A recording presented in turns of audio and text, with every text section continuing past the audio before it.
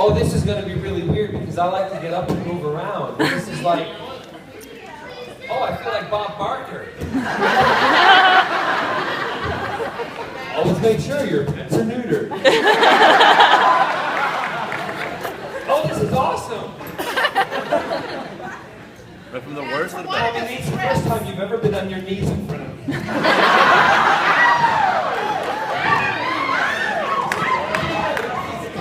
He's like over it. Oh, I've never heard you say anything like that before. Are you on? Am I on? I am on. Thank you. That nice young man down there turned me on.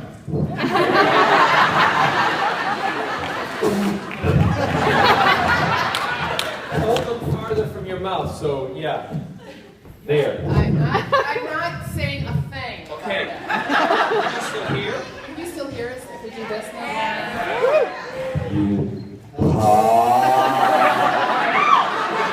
I would make your job a nightmare. Are you beating into it? Don't do that. It sounds like you're having sex. It's great. Maybe we should start with that story.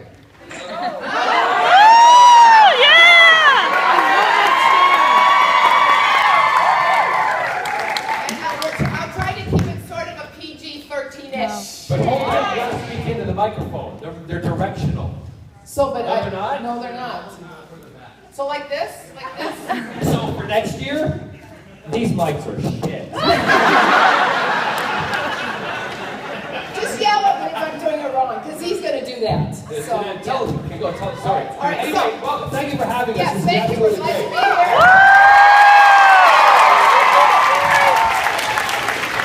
All right, so John has a wonderful house in Cardiff, right? And it's right on the ocean. And when we are working very, very hard together,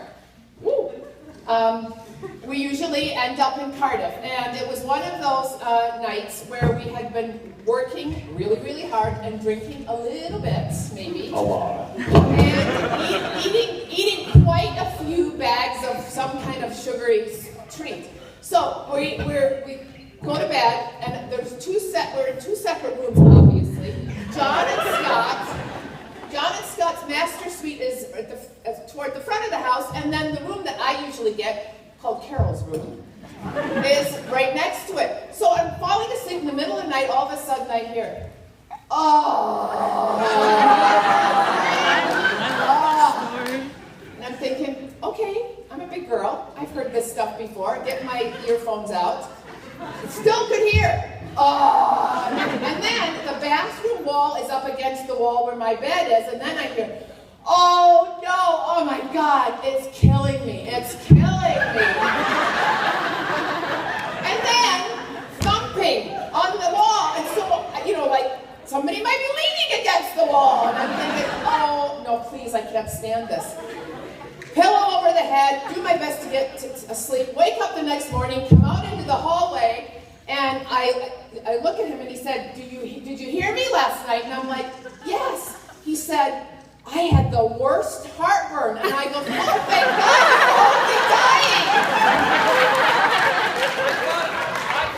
I thought I was having a heart attack. Can you hear me? There. I thought I was having a heart attack. It was unbelievable. Just leave him up. Don't bring him right yet. Love it. Just leave him there. I'll adjust. I thought it was completely like, it was the worst pains I've ever felt in my life. And I thought I was going to die. And she's in there thinking I'm bonking like a donkey. And then he's like, okay, let me get this straight. You didn't want to hear me having sex, but you were okay that I was dying.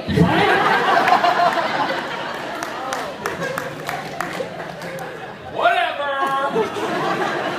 So what we usually like to do is we like to just take questions from the audience and you guys, and we play off of you and all that kind of stuff, and like vampires feed off of you. So we just go right to you. There you go. Yes! Sorry. So Really quite excited. I wanted to ask, I heard a little bit about it before, but I wanted to ask, what kind of charities and stuff do you support, or you guys support? And how you got involved, and what kind of impact do you like to do with that stuff, that kind of stuff? I support a charity. My main charity is in Milwaukee, and it's called the Sojourner Family Peace Center. It started as a very small women's shelter. Sadly, it's grown, and it includes not just a shelter for women, but it's also an educational place, and it has daycare for children, and it's an awesome place, really safe haven. And I got hooked on it because my daughter, Claire, John's niece, which would be right, because she's my daughter. I'm just letting you talk. She volunteered there all the way through high school, and I got used to the people there, and I really appreciate. I wish we didn't need them, but we need them, and that's my main charity. Yeah. My charities are, well, everything from their. I don't have so many in the U.S. because I'm just starting to get involved with those.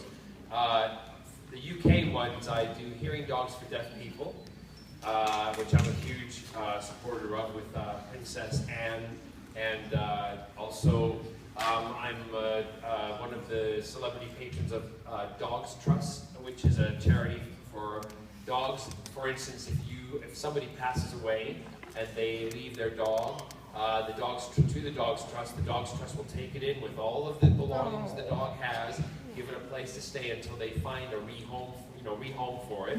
It's a charity where we never put a healthy dog to sleep. Yep. And so, and if the dog is not family friendly, the dog will live the rest of its life out in Dogs Trust.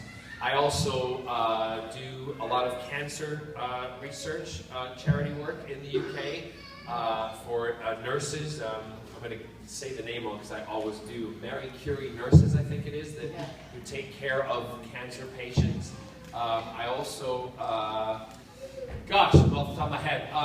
Me, I was charity. Yeah, right. There's also a charity that I do called CRY, which is a cardiac arrest charity for young people, because we always hear about young people in sports fields or walking down the hallway of school who just drop dead of cardiac arrest. They don't know that they have this problem, and it was all due to a young man who came to see one of my concerts and was over the moon. I met him, and a couple of weeks later he was dead because he had this ailment, and his mother approached me, and so I became one of the big supporters of that. What else? The Trevor Project's I'm here. getting to that. I let you talk. I haven't done this before. Don't worry, we're always like this. So there's a lot of UK-based charities. I'm a big patron for Down Syndrome Scotland, and because I also believe we've got a very close friend of mine who's we have a Downs family member, and the charity is not about sticking them in a room with a toy or a puzzle. It just isn't. It's not, because there's so much more to Down syndrome young people and children. We like to get them integrated into society. We like to get them to have a job, so that, because 99% of them want to be productive. And it sounds terrible me saying they, but you understand what I'm saying. In general, most of them want to have a job and to do something for society, so we help do that. Then in the States, what I've started to do, I'm starting to get involved with the Trevor Project. I did call them, and they haven't called me back, so that was a week ago, but I'm just going to go ahead and do stuff for them. And so if you go to my website, we have a lot of charities. I feel it's important that if you're in a position where I am, and also with what Carol does, that we give back and we do things for charities and we help people. Because if you are in a position like this and you don't use it for those, I also support a lot of gay and lesbian and transgender charities. If you don't help, your life isn't worth anything. You have to help people, and that's it. And one of the things, Carol mentioned Claire and my nephew Turner. One of the things that they always did, they had to do an art project in the summer holidays, they had to do something with a charity in the summer vacation, and they also had to do sports. So those were the three things that the kids had to do on their summer breaks. It wasn't just about sitting around doing nothing. They had to get involved, and that's always how we've worked with our family. So if you want to involve yourselves in the charities, check out our websites. We're always appreciative of it, and I have a great team of people that work with it, and it's wonderful. Thank you for asking. I don't think we ever had that question. No, we haven't. That's the first time someone's asked that. Yes! Fans, I love you, fans!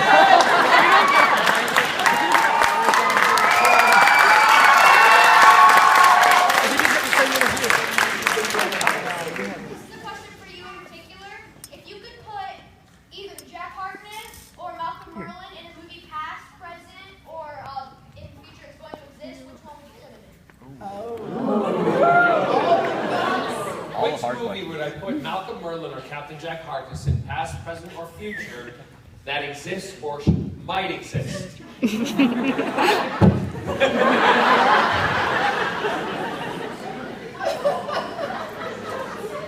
In 55 years or 60 years, I put Captain Jack Harkness in the John Barrowman story.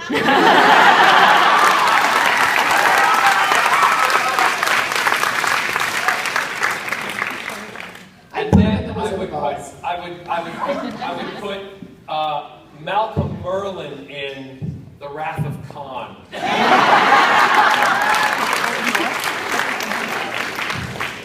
And then I put John Barrowman in a movie that I'm not going to mention because I've just realized you're way underage. Let's just say it's called King Kong. How about something else? That's epic. Yes. Yes. Who is the coolest person in your phone contacts at the moment? And call them. Who's the coolest person in yours? Carol. Better be your brother. Oh, my phone's frozen. After my brother, you are gonna love who the coolest person is on my phone contacts.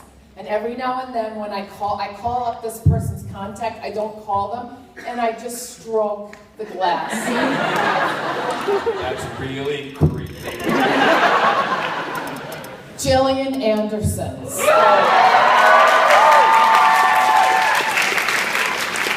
Sometimes I stroke the phone really, really fast. That is gross.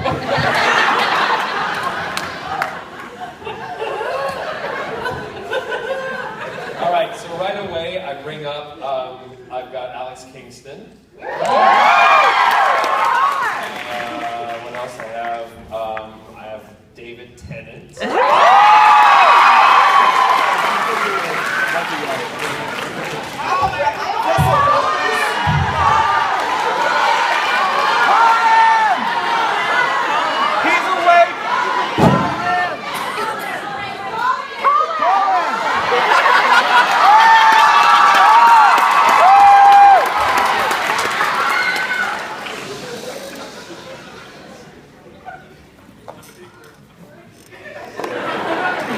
$5 for it.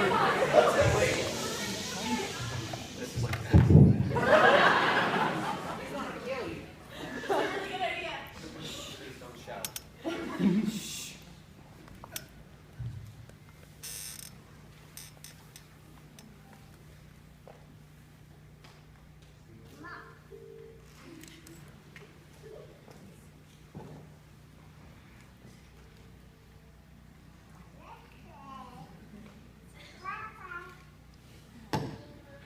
He's not answering. It's later over there. 6:30.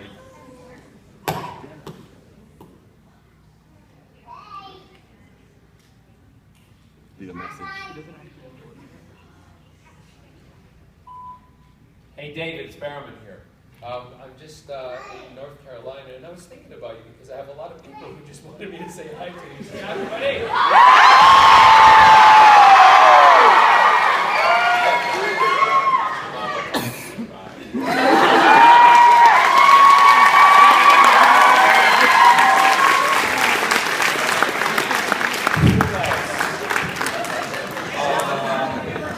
I got Lady Gaga. Cher. Oh, I got loads.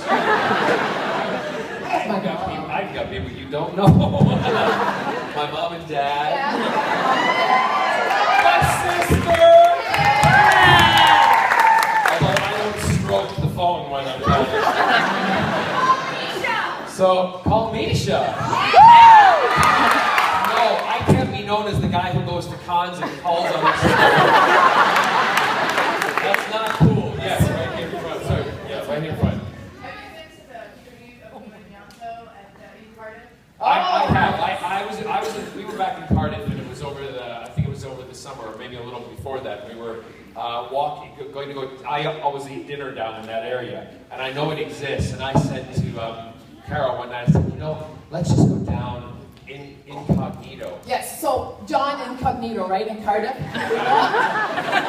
It does happen every now and then. So we walked down the stairs, and I said, let's just get a picture. If you've never been to that shrine, and that's what it is, it's covered in... It's the actual front door to the hub. Right? It's covered in flowers, it's covered in remembrances and tributes and so on. So I said, let's just take a picture. And he said, okay. So he went up to the wall, and he did this. Oh my God, it's gone!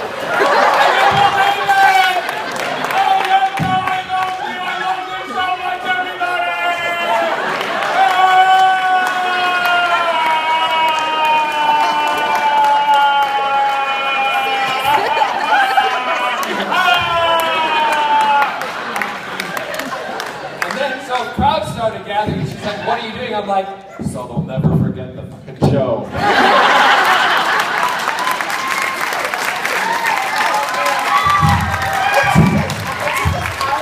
Hours to get out of there.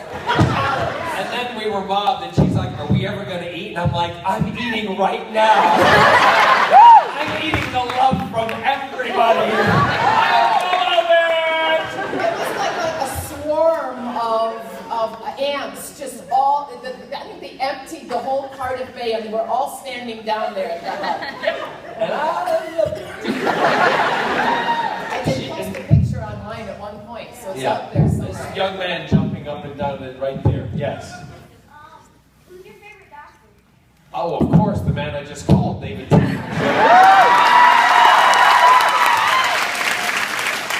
the back.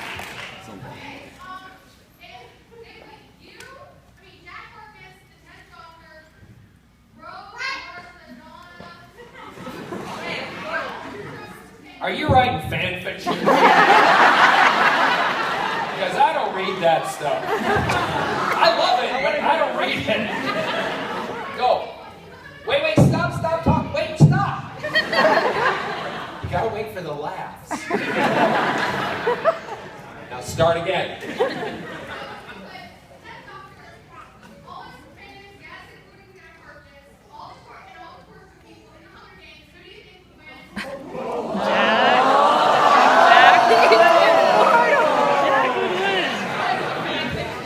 You're sick. I'll tell you right now who would win. Jack Harkness, because now he wouldn't use a bow and arrow. He'd use his bow and arrow. and he would make them so happy that they wouldn't want to kill him. And then he'd kill him. And he can't die. How's that for fan fiction? Go write that shit. So, on the back, right? Yep. Hold on. Okay. Yeah, shout out loud.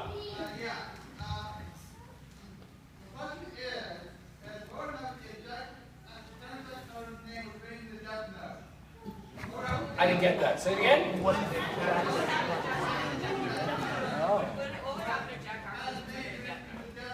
If he was written a death note? No, it's not gonna get it. Oh, wouldn't. It's an anime. It's an anime. Where if I know, but it wouldn't matter. Because he doesn't like cartoons. Hey!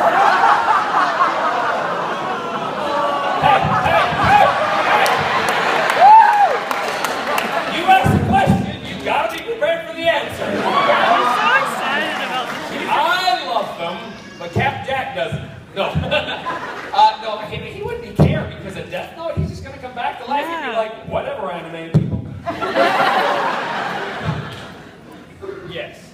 But my mom's the one who about the high heels. You're saying it? Mom, Oh, the high heels. Oh, bring them up.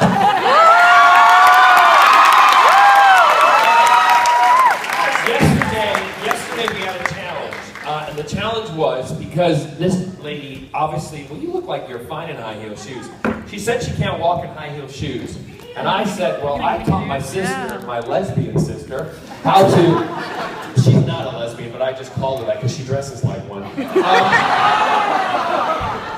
of it. Proud of it. Hey, and don't get me wrong, I love my lesbians, and you all wear Birkenstocks, but I need to get you high heel shoes, okay? All right?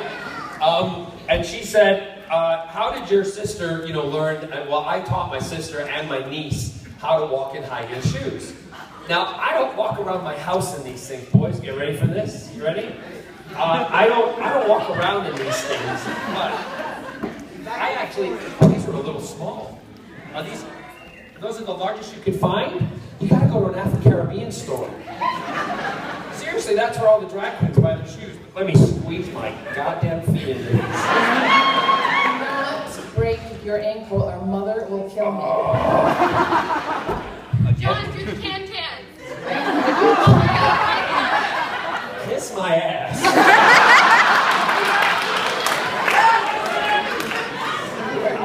I'll do the can-can if you get naked.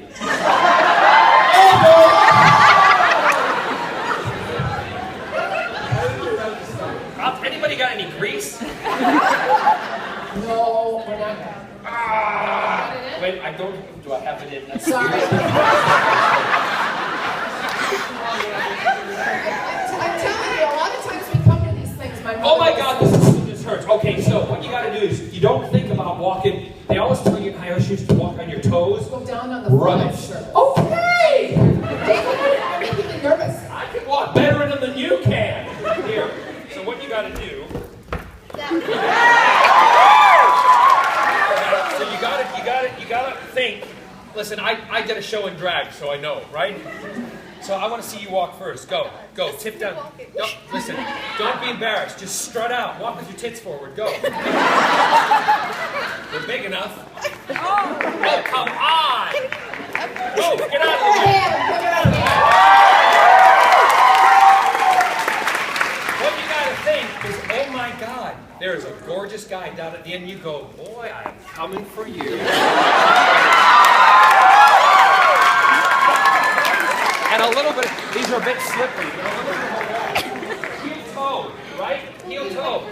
No, I'm not going to wait for you. I'm just going to walk away. Go. Heel toe. Heel toe. And toes. Well, walk. Walk with your body. Go.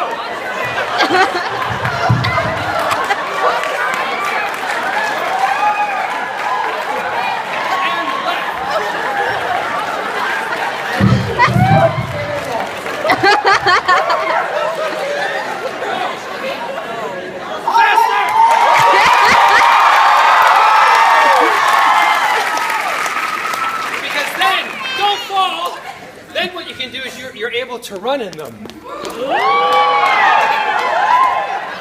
I'm killing my feet. So,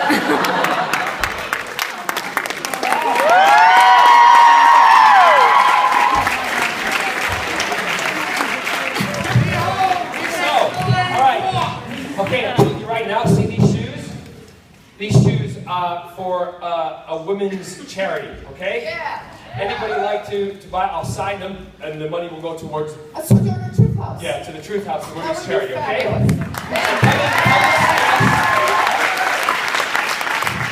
Is anybody?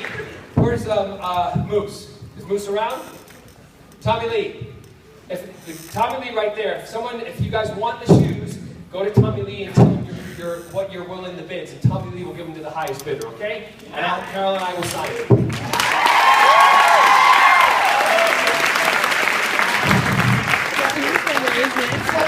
Yes, right in the middle there, gentlemen.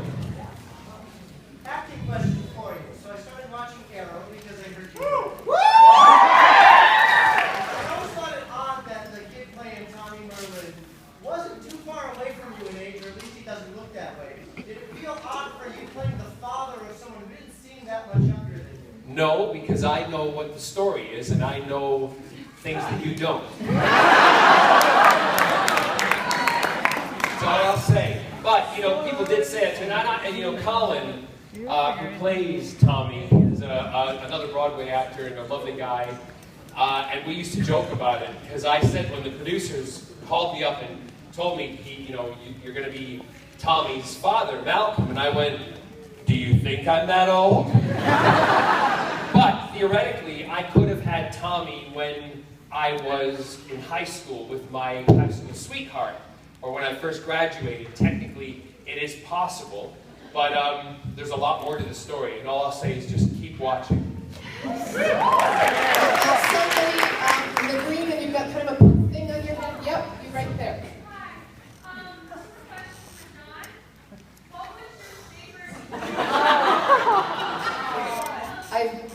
I don't answer favorite questions ever, because once I say a favorite thing, I'm stuck. And it becomes all about, then, I go to other cons, and I'm a nerd too, so I can say this, because then the fellow nerds go, you said that was your favorite, you can't change your mind. Right? So I never say favorites, but I love playing, at the moment, I love playing Malcolm Merlin because he's completely different to anything that I have ever played. And what's great now, as the same happened with Torchwood and Captain Jack, the writers in Arrow are starting to write for me because they see what I'm adding to the character and they're following it, and I absolutely love that. I adore it. Yes. Question, the girl there with the blonde hair. Yes. What was it like when you first started acting and ever used improv? Did I ever use what? Improv. Yeah, well, I did do improv, but you don't use improv when you're... It's difficult because you hear some actors going, yeah, I totally improv. I heard what's his name the other day from the OC, who was in the dark-haired one, curly-haired. Adam Brody. Adam Brody. And he was talking about doing a movie, and they allowed him to improv, but all of the improv got cut. That's usually why you shouldn't probably improv in a movie, or in a, unless it's really something that everybody's a part of, because it becomes, for me, I'm not saying for him, but for me it becomes self-indulgent, because it's the person just kind of enjoying themselves and thinking, I'm really cool because I can do this, and unless it's an improv situation. But if you're given a script, your job as the actor, part of the job of an actor is to take those words in that script that we call the Bible, right? And you are to make them come to life. That's your job, right? Not to go, and this is what I believe, because I trained as an actor. I studied Stanislavski, Meissner, I studied all the different methods. I took what I needed from them to be the actor that I want to be. And once you've got those words in your hand, it's not your job to go, no, I don't want to say that. I should say it this way. Well, there's a reason it's written that way, and your job of the actor is to do it and make it work. Because if you can't, you're not a very good actor. There are actors who do it well and are wonderful at it, but they're brilliant actors. But it's not something you should do, just get up the stage and go, I'm just going to improv this scene right now, but you've got the dialogue, because that person will be screwed. Yes, Carol. Somebody all the way in the back in the balcony. Sure. Yep. Okay, if you both could be a superhero, what would your name be and your power? We have had this conversation, believe it or not. In a car driving from Cardiff to London, eating lots of jelly babies and Percy pigs and chocolate, and we got really high on sugar. It was also the way we started thinking about Hollow Earth. Well, that's how Hollow Earth started. Because we started thinking, well, what would be your superpower? I wanted to fly. Yeah. I mean, it's real. And you were. We wanted to. The other one that I wanted to do was to be invisible. I just thought that would be kind of cool. I'd like to also be invisible, but in the middle of a rugby union locker room. And so would I. And I would like also to be able to, because I love to swim, and I'd like to be able to hold my breath for an indefinite amount of time to swim underwater. And I think that would be a great. Maybe we should do that with the thing that we're working on. Yeah, that would be really good. We could do that. We could do that. Yeah. Yeah. We're not telling you what we're working on. It's gonna be really awesome.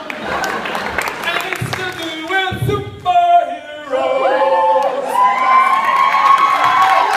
What's really funny is that we were telling a story about something unrelated on a panel like this at another con, and all of a sudden we both just kind of stopped and looked at each other and went, oh my God. Great idea. Great idea. And then we forgot about the people, and we were talking. I don't know what my name would be. Superfly girl. No. Lucky lesbian. What? Did you say hungry, hungry hippo? Because I love that game.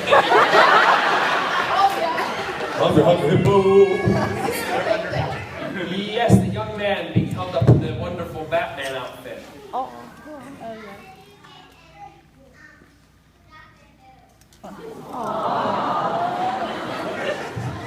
Well, let me tell you, when I was your age, I used to watch Doctor Who, and I used to hide behind the sofa in our house in Glasgow, as did my sister and my brother, and we used to watch it and scared the poop out of ourselves watching it, right? And the thing that scared me the most was the episode where it's called The Autons. And that was, you know, the mannequins in the shop where they would, if you haven't seen this one, tell your dad to go back and show you this one. It's pretty scary, okay, but it's not real. That's what I'm telling you because in the world of Who, it is real. All right? So, and I used to hide. When I was your age, I would not walk past a store window that had a mannequin in it in case they came alive and tried to get me. My mother had to put me inside her coat. Until he was about 19. And she used to have to move me along and hide me across, right, in front of these store windows. So it was freaky. Jump from being a little boy to being a young man in my 20s in London, and my niece Claire is with me, and I get a phone call to go and be in, to audition for this show called Doctor Who, for a character called Captain Jack Harkness. And I went to the audition, and I spoke to Russell and Phil Collinson and Julie Gardner, and I was in there for about 35, 40 minutes, when usually an audition only takes sometimes from 5 to 10 minutes. And I was telling them about my love for Doctor Who, how I had that story as a little boy. I rattled off all the doctors, and one of the things that I said to them, I said, you know, people don't take a lot of chances with musical theater people, because I was in musicals. I said, take the chance. 15 minutes later, 20 minutes later, I'm back in central London with my niece, and I got a phone call, and they said, you're Captain Jack Harkness, there's nobody else who can do this. I looked at my niece, I started screaming, I went, yeah! I ran up against the wall, I kid you not, I did a backflip, and I went, got it! And this old woman came up to me, and she went, what's the matter, dear? And I went, I can't tell you!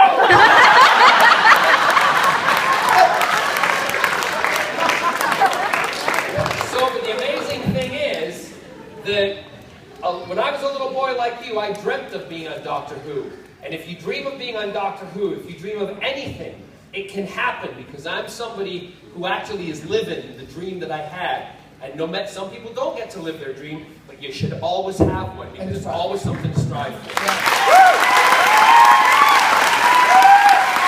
I'm going to add a little, maybe PG-13 story between that one. Cover your kids' ears. Well, it'll be good. And I feel like I can share this because Russell has already shared this in another event publicly that we were on the panel with him. And when John arrived to do this audition, he was on your motorcycle. So he was in leather. And he had his helmet. See, I wear leather and I ride a motorcycle and wear high heels. Yes, yes. So he was in leather, he had his helmet on, and he walked into the room and he had to have a wee really fast. So he excused himself to go do that before he started. Russell tells this story that he and Phil Collinson, isn't it, were sitting there, and when John left in his chaps, strolling out, they both picked up the helmet and were sniffing it. Sniffing and passing it back and like, okay. When you want a job, wear chaps. If two gay men are auditioning you, wear chaps. Yeah. You didn't know that? Oh, Russell told me. Russell, I was on a panel, a writer's panel with Russell. I've still got the helmet. Oh, you should. I'll sign it and send it to them. That helmet changed my life. bad joke. Anyway. Yes, right there, the lady in the white. Yes. What was your best on-set shenanigan kind of thing? Oh, we have a fun one, I'll tell you, that's on set at home. How about that? Okay? How about this one? We were watching horror movies one night. My mom and my dad and... We were watching Freaks. We were watching Freaks one night, and it was my mom... You seen it? Yeah. Not the TV show. The original MGM movie, which was meant to be nice and helpful to people who were disabled, when it really is not. No, it's really... So anyway, we were watching this as my mom and dad and John and Scott and Kevin and myself. And my mom and I got up to get ready to go to bed, and all of a sudden... I got up and I said, I'm going to go to bed, and I disappeared, and I climbed out of the front of the house, and I got right back around to the back of the house, and as they were all getting ready to go to bed, and they're walking, and in our house in Cardiff, if you think of it like a big room like this whole back wall is glass, looks onto the sea, and there's the living room and the dining room all this side, and the bedrooms are all up in the front. So you have to walk out a huge long hallway to get to the bedrooms, and there's a courtyard in this area where it has a big statue, and I went out and around the house, and I came back in the other side of the house through a window, which I had left open 3 hours earlier, because I knew I was going to do this, and I climbed in, and I went to the power switch, and I went... So, my mom and I the whole house is completely back. And this is typical when these kind of shenanigans happen. My mom and I are standing frozen, scared to death, knowing exactly who's responsible for what's about to happen, but we're still freaking out. What often happens in those situations, of course, is Scott and my husband, Scott goes to his bed and my husband goes to his bed, and they ignore the rest of us. They just go away and But the best bit, they start clinging to each other, and my sister goes, what are you going to do? My mom says, head to the bathroom. Get in the bathroom, Carol. Get in the bathroom. The bathroom, at the back of the bathroom, and that side of the house, there's a big tub, like a big jacuzzi tub that's big enough for a rugby team. In my house? No. And, or a police force.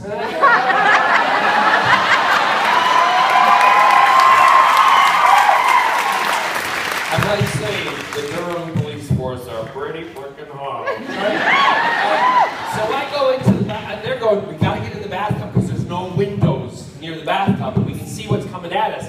As they're coming down the hallway, that long hallway, this is what I'm doing. But tell me what you put on. Oh, I put on a mask. No, he had on night vision goggles. Oh no, that's right, God, the night vision, so I can see them.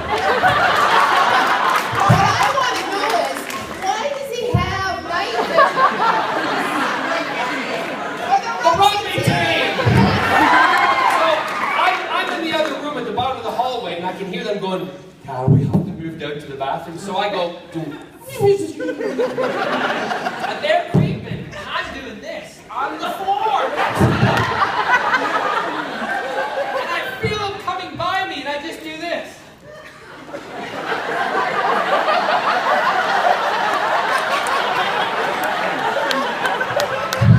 I feel that they made their move, and they're going into the bathroom, and I follow them. They cannot see me! But I can see them! They get in the bathtub and they're standing there frozen! And I'm right here! And I'm going, where'd you think the bastard is? And you know, there's nothing worse than two scared Scottish women, because we're standing there and going, the wee bugger. If he scares me, I'll kill him. Now you think the vision would fix, but in Cardiff, where we are by the sea, there's no street lights, nothing. So when it's dark, it's dark. So I told Scott, I said, once they're in the bathroom and you get the signal from me, do it.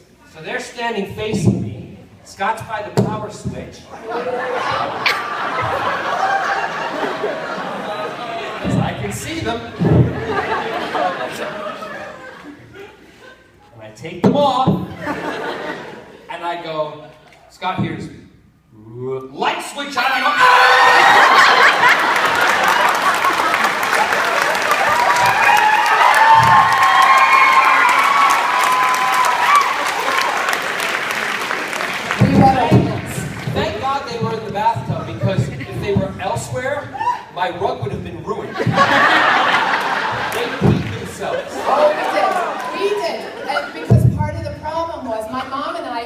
we knew something was coming, and that's like the worst, you know? So we were so tense, everything just let loose. We have time for one more question. And I am going to... Oh. What? Yours is the best. All right, don't get angry at me. Yes, if this isn't a good question, I'm going to smack your ass. Do you have your favorite underpants on?